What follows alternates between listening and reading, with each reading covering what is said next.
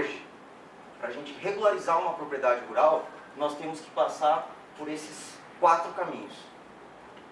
Tá bem? Então, se tratando hoje de regularização de propriedade rural, nós precisamos fazer o primeiro passo, que seria realizar o cadastro ambiental de uma propriedade rural. Vale frisar, e já pegando um gancho aqui na realização do cadastro ambiental rural, que com esse novo código, o compromisso de prestar conta é do produtor rural. O governo, assim, com esse novo código, ele fala: produtor, o senhor me mostra o que é a sua propriedade, que nós vamos falar para você se está certo ou se está errado, ou qual vai ser o caminho para você seguir e regularizar a propriedade. Então eles criaram um sistema, já vou falar do sistema? Vamos falar aqui. Um sistema integrado de gestão ambiental, onde qualquer um pode acessar, qualquer pessoa que tenha um CPF pode acessar o sistema e se cadastrar. Se cadastrando no sistema, você tem acesso a esses diferentes serviços. Tá bem? Então, o produtor, então, ele tem acesso a esse serviço, é uma plataforma online, tá? Esse é o sistema do Estado de São Paulo. Existe um sistema federal, alguns estados usam a plataforma do sistema federal, o Estado de São Paulo tem uma plataforma própria para estar realizando esse cadastro. E a lei basicamente diz assim: produtor, acesse o sistema e cadastre a sua propriedade. Para cadastrar a propriedade, o produtor vai lidar com diferentes abas de informação, onde ele começa a inserir e alimentar o sistema com diferentes informações sobre a sua propriedade. Números cadastrais, território, uso e ocupação do solo, o que ele produz lá, não é? O tamanho da área. Ele tem uma aba de anexos que ele pode anexar a matrícula da propriedade. E cá entre nós, são pouquíssimos os produtores que têm esse tato com plataformas online, né? Então eu não conheço em Rancharia, que é a minha cidade, onde eu moro e sou nascido lá, nenhum produtor rural que fez o seu próprio cadastro. Eu conheci 2 que tentaram, tá? Mas foram chamar a gente para ajudar ele a fazer esse cadastro, porque não sabiam lidar com a plataforma. Uma dessas abas envolve a delimitação da propriedade. Então tem produtor rural que nunca viu a propriedade de cima, nunca viu uma imagem de satélite, né? Se ele não fez o georreferenciamento da propriedade, e hoje o georreferenciamento da propriedade delimita apenas o perímetro da propriedade, ele vai saber informar apenas a área da propriedade, que é essa linha branca que faz o contorno da propriedade, faz o limite com o rio e as divisas, aqui com uma estrada e aqui com outra propriedade. Se a pessoa ou a empresa que fez o georreferenciamento fornecer para ele esse shape, ele consegue colocar aqui o shape com alguma ajuda, que vai ter que anexar, e se o proprietário não tiver essa malícia aí com a informática, não vai conseguir fazer. Então ele consegue pelo menos colocar o limite da propriedade, mas não vai conseguir informar se tem rio, se tem nascente, qual que é o remanescente de vegetação, se essa nascente ela é pontual ou se é uma nascente difusa. Então, junto com esse novo código, o que o produtor conhece hoje como brejo, aqui não tem brejo para inserir no sistema. Você insere como uma nascente difusa, que é aquela área onde é mais úmida. Nós temos um merejamento de água, né, que vai contribuir com o recurso superficial, né? Não é uma nascente pontual que você vê a água aflorando. E outra coisa, do ponto de vista de nascente, nós temos aquela nascente que brota água o ano inteiro, e nascentes que apenas brotam água na época da chuva. O novo código falou assim: se a nascente brota água o ano inteiro, a gente preserva. Se ela só brota água na época da chuva, não precisa preservar. Então nós perdemos, do ponto de vista ambiental, uma nascente que poderia aflorar água pelo menos de vez em quando. Então essa importância foi desconsiderada do novo código, essa foi uma perda dessa mudança de legislação. Esse foi o primeiro entrave. Então o produtor, o que ele acabou fazendo? Tendo que contratar técnicos para fazer o cadastro dentro de um prazo curto, porque primeiro nós tivemos 1 ano de prazo para fazer o cadastro. Como todo mundo estava desacreditado dos órgãos ambientais e de toda a nossa política, como ainda estamos, ele falou, não vou fazer. Né? E o que aconteceu, pelo menos em rancharia, que eu tenho uma experiência maior, deixou para a última hora. Né? Então, deixou para a última hora e o governo também, junto com isso, deixou para a última hora a capacitação dos técnicos das casas da lavoura, dos técnicos de cooperativas. Né? Então, a gente fez uma parceria com o Sindicato Rural de Rancharia e nós pudemos participar de um grupo, que fez um curso oferecido pela FAESP, que é a Federação de Agricultura do Estado de São Paulo. Então, eles deram um curso. Tinha um curso online, para quem quisesse se inscrever, que era dado, mas usando a plataforma federal. Então, ou seja, se eu vou fazer um cadastro aqui no Estado de São Paulo, eu não vou conseguir usar essa plataforma. Né? Mas a gente experimentou os 2 cursos e para entender como é que funcionava mais ou menos, até para tirar as dúvidas do produtor na hora de estar realizando essa inscrição. Uma vez feita a inscrição, você vai ter lá um checklist do tamanho da sua área. Então acontece muito da área medida em loco não bater com a área da escritura da propriedade. Então isso dá uma diferença. Quando o promotor chama o proprietário rural, ele quer saber o tamanho da área, porque hoje a legislação pauta em função do tamanho da área, em função dos módulos fiscais que tem a propriedade. Sendo assim, dá diferença. Aí o produtor, puxa, eu comprei 80 alqueires e só tenho 70. Acontece. Aconteceu de ter 30 alqueires de diferença, para mais e para menos. Né? E aí o produtor começa a ficar assustado. E aí a gente vai na propriedade, no nosso caso, a consultoria Raízes, ela não fez nenhum cadastro ambiental rural olhando apenas pela imagem de satélite. Né? Nós optamos fazer a visita na propriedade com o produtor e assim coletar as informações para estar alimentando o sistema. Né? A Casa da Agricultura já fazia diferente. Eles chamavam o produtor lá e olhava a imagem de satélite e fazia o mapeamento. Então, o problema dessa liberdade, existem 2 problemas, na verdade. O primeiro é que a responsabilidade foi passada para o produtor. Os órgãos ambientais, em todo esse histórico de 2012, vamos dizer, de 1500 até 2012, não teve a competência de organizar a exploração e de planejar o desenvolvimento. E sobrou para o produtor, em 2012, começar a prestar conta daquela situação. Né? Esse foi o primeiro entrave. O segundo entrave é que, uma vez que o produtor insere as informações, ele tem que ficar alimentando. E daqui em diante, o produtor vai alimentar para sempre essas informações. Ou ele vai ter que contratar um técnico para continuar alimentando todas essas informações. Por quê? Porque o segundo ponto, uma vez inscrito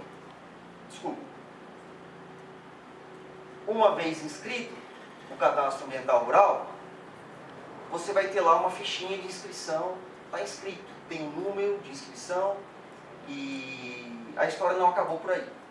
Foi pelo menos o primeiro passo do processo de regularização ambiental. Se esse cadastro foi feito nas coxas, vamos dizer assim, pode ser requerida uma alteração e uma complementação do cargo. Hoje isso já está acontecendo. Tá? Apesar do prazo do cadastro ambiental rural ter sido adiado para dezembro de 2017, hoje o órgão ambiental, o CBRN aqui em Presidente Prudente, já faz uma comunicação via ofício do Ministério Público e chega a cartinha na casa do produtor rural, que o produtor rural tem que prestar conta, porque o desenho está errado, não está batendo, ele deixou de mostrar uma nascente. Então, uma vez que a gente faz aquela delimitação da propriedade, os órgãos ambientais não precisam mais ir na propriedade, a princípio. Porque eles podem olhar as imagens de satélite e falar, olha, eu acho que tem um brejo aqui.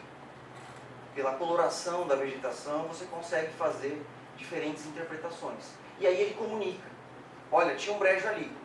Aí o produtor assusta com o comunicado e volta a falar com a gente, tinha um brejo lá. Não, não tinha um brejo lá. Aí você insere uma foto, faz um relatório, manda coordenado e fala, não é um brejo. Está aqui comprovando.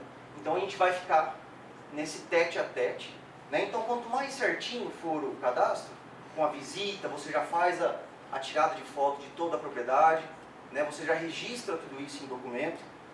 Por quê? Porque quando eles questionarem, porque o questionamento vai vir não pela visita, mas pela análise prévia da imagem de satélite. É o que a gente está vivenciando hoje, tá, pessoal? Então é feito essa observação e chega até a gente para a gente falar, olha, vamos adequar assim, vamos adequar assado, né? Mas inserimos a informação do jeito correto. Tem produtor rural que fala, não, mas não mostra esse rio não. Não mostra para eles esse rio. Aí a gente tem que explicar, porque não tem jeito. Eles têm acesso à imagem de satélite e a gente tem que informar todas as características ambientais da propriedade, né? E isso está dando muito problema. A consultoria Raízes hoje está numa fase de correção de cadastro ambiental rural. Então aqueles nossos clientes de cadastro, está tudo resolvido até então, e nós estamos começando a angariar novos clientes que têm procurado a gente para corrigir cadastros previamente realizados por outros técnicos e secretarias e outras instituições, porque está faltando área, tem propriedade desenhada pela metade, tem propriedade que não tem polígono definido, não é? Tem propriedade que invade o vizinho, então aí dá sobreposição de mapas, né? Então existem várias situações nesse sentido. Mas nós temos aí então até 31 de dezembro de 2017 para efetuar esse cadastramento. Feito o cadastramento, tem esse processo de revisão e o CAR pode ser aprovado. Aí nós entramos na segunda etapa do processo de regularização, que hoje nós estamos no limbo desse processo. Por quê? Porque existe uma legislação específica, essa aqui, ó, Resolução Conjunta 1 de 2016, que já previu como seria o programa de regularização ambiental no estado de São Paulo.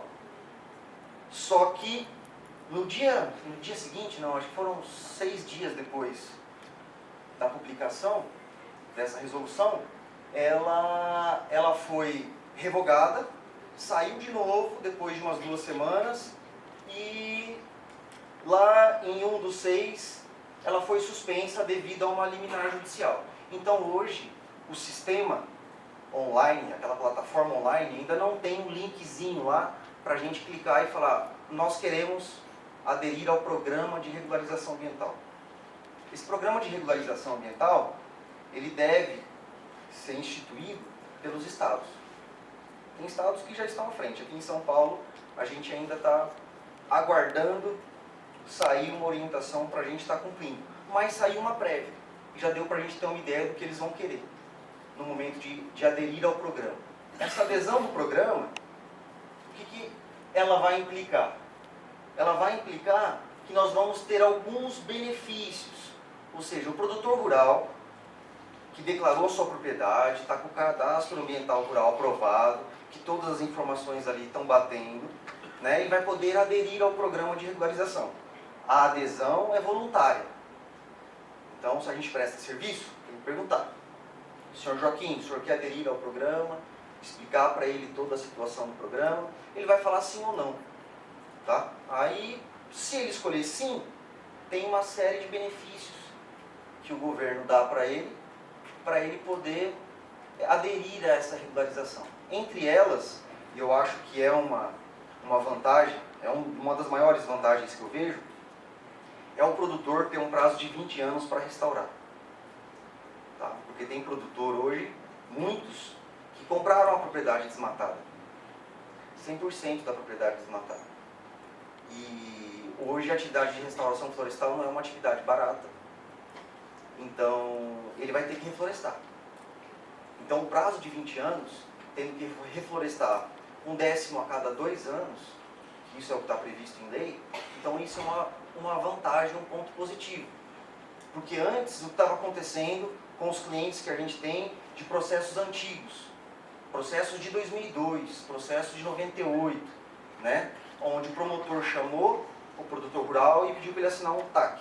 um termo de ajuste de conduta. Nesse TAC, ele pede para a propriedade, para o produtor regularizar a propriedade, de acordo com o Código Florestal de 65, que é o que estava valendo na época. E os prazos são curtíssimos. Tá? Então fica caro, o produtor não consegue fazer, aí ele é autuado, e aí nós temos processos ambientais de 200 folhas, de trâmites com promotor, secretaria, 15 técnicos que participaram de todo aquele processo, e a propriedade ainda não está regularizada. Tá? Então, você tendo prazo, você estimulando o produtor rural, porque tem que partir de um ponto de vista de sensibilizar o produtor para aquela questão ambiental. Porque hoje você falar em regularização ambiental é prejuízo. Você vai falar para o produtor rural assim, olha, nós estamos querendo regularizar a sua propriedade. Porque eu não encontrei nenhum produtor ainda também que falou, não, eu quero regularizar. O que precisa ser feito aqui? Precisa reflorestar 50 alqueires, vamos reflorestar 50 alqueires. Não existe. Existe aquele produtor que está sendo apertado pelo Ministério Público que tem que cumprir com a legislação. Por algum motivo ele está sendo apertado. Tá? E aí os motivos são vários. Tá bem?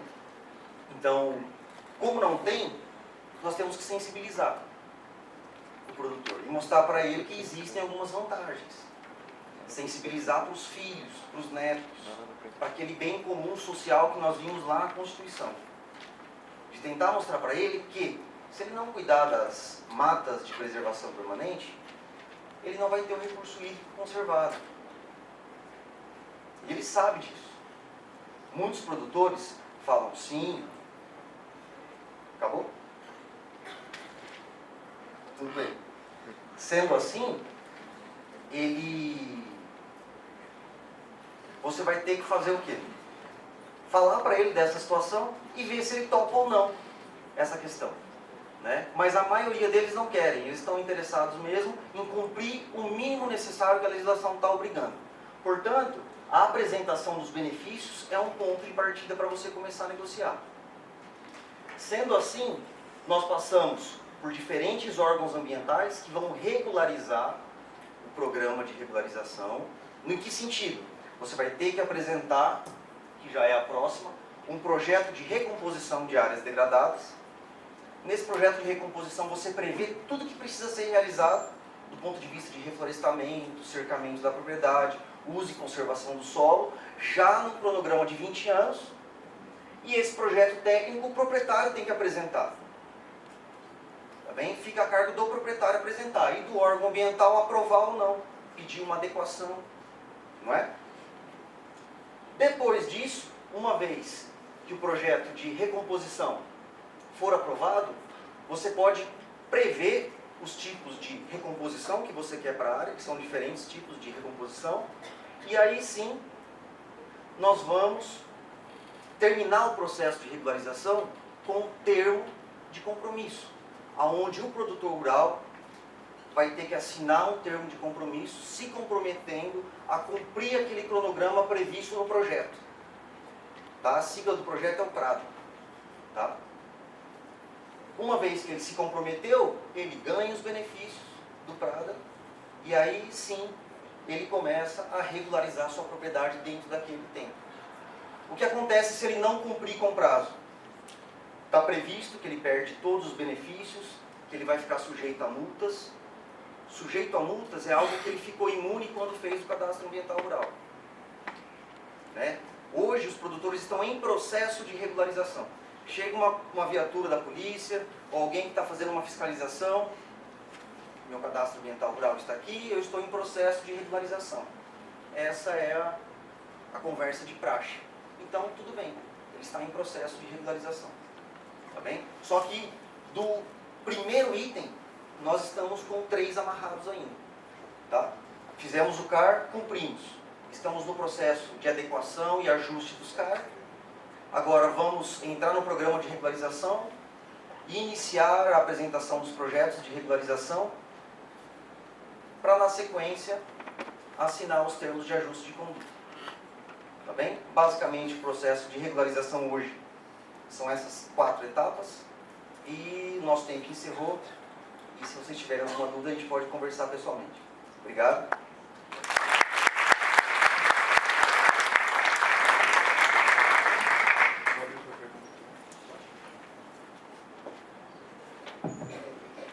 Alguém tem alguma pergunta para fazer para o Thiago? Fala bem que tem um microfone para cima. Eu sou o Lucas, sou terceiro de engenharia ambiental. Eu queria saber, o CAR, as inscrições deles tinham sido, acho que até maio, abril desse ano. Ela foi revogada para dezembro de 2017, porque todas as propriedades, nem todas as propriedades fizeram o cadastro, ou por causa que muitos as propriedades fizeram o cadastro, então irregulares aí. Nós estamos... Seu nome mesmo? Desculpa. Lucas. Lucas, estamos na terceira prorrogação. Desculpa, segunda. Né? Tivemos um primeiro prazo, prorrogamos uma vez, venceu em maio, prorrogamos de novo até dezembro de 2017. Existem muitas discussões sobre o motivo da prorrogação. Né? Mais de 80% das cidades dos municípios já fizeram o cadastramento. Então, desculpa, o dado é, mais de 80% das propriedades do país já estão cadastradas. Então teve muita discussão, por quê? Porque foi ameaçado e noticiado na mídia que o produtor ia ser multado. Então eu tenho clientes, por exemplo, que ficaram chateados com essa situação. De novo, com o governo e com os órgãos ambientais. Por quê? Porque eles desembolsaram. Na época que todo mundo deixou para a última hora, tinha empresas cobrando uma fortuna para se realizar esse cadastro. E o produtor, com medo da multa, foi lá e pagou o valor para ser realizado o cadastro. E às vezes o cadastro foi feito nas coxas, né? Como a gente está falando mais abertamente aqui. Então, existem vários motivos, mas um deles, que o pessoal comenta, é que tem interesse político na prorrogação do prazo. Outro motivo é que o órgão ambiental não teve perna para regularizar. O PRA não estava pronto para sair no sistema. Eles não tiveram essa agilidade. Desde quando o CAR foi aberto, a plataforma, ele passou por diferentes atualizações. A gente que usou desde o começo a plataforma, mudou de diferentes formas. Quem está usando só a imagem do mapa, né, a imagem de satélite, como referência, faz 3 meses que a imagem mudou. E aí já deu um deslocamento de 5 metros dos perímetros da propriedade. E aí o órgão ambiental fala, olha, a propriedade está no lugar errado, mas qual imagem a gente vai usar de referência?